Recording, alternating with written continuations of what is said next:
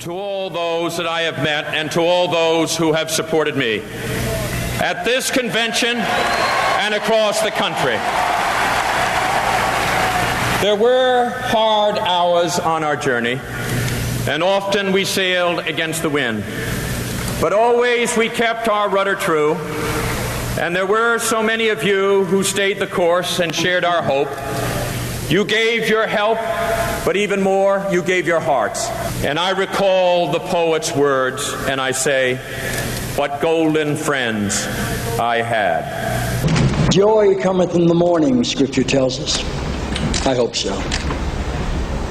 I don't know if life would be worth living if it didn't.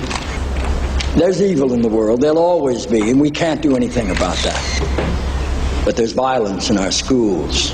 Too much mayhem in our culture, and we can do something about that. Not enough character, discipline, and depth in our classrooms. There aren't enough teachers in our classrooms. There isn't nearly enough, not nearly enough money in our classrooms, and we can do something about that. I have listened to young workers out of work, to students without the tuition for college, and to families without the chance to own a home. And I have seen too many, far too many, idle men and women desperate to work.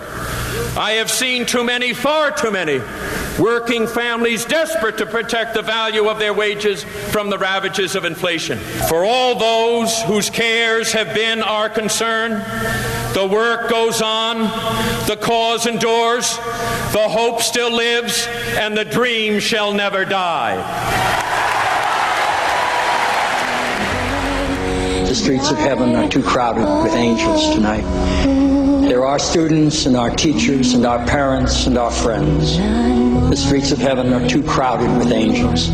But every time we think we've measured our capacity to meet a challenge, we look up and we're reminded that that capacity may well be limitless.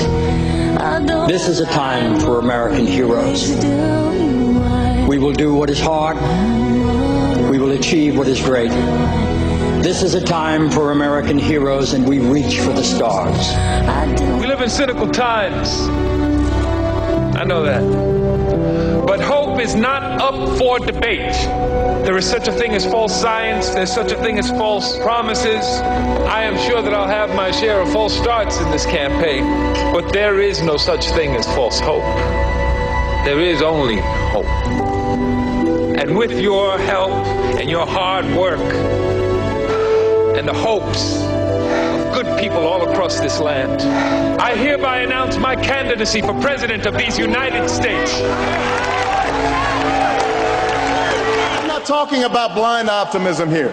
The almost willful ignorance that thinks unemployment will go away if we just don't think about it, or healthcare crisis will solve itself if we just ignore it. That's not what I'm talking about. I'm talking about something more substantial. It's the hope of slaves sitting around a fire singing freedom songs. The hope of immigrants setting out for distant shores. The hope of a young naval lieutenant bravely patrolling the Mekong Delta. The hope of a mill worker's son who dares to defy the odds. The hope of a skinny kid with a funny name who believes that America has a place for him too. Don't vote for us because you think we're perfect. Don't vote for us because of what we might be able to do for you only. Vote for the person who shares your ideals, your hopes, your dreams. Vote for the person who most embodies what you believe we need to keep our nation strong and free. Now, even as we speak, there are those who are preparing to divide us. The spin masters, the negative ad peddlers, who embrace the politics of anything goes. Well, I say to them tonight, there is not a liberal America and a conservative America. There is the United States of America. There is not a black America and a white America and Latino America and Asian America. There's the United States of America.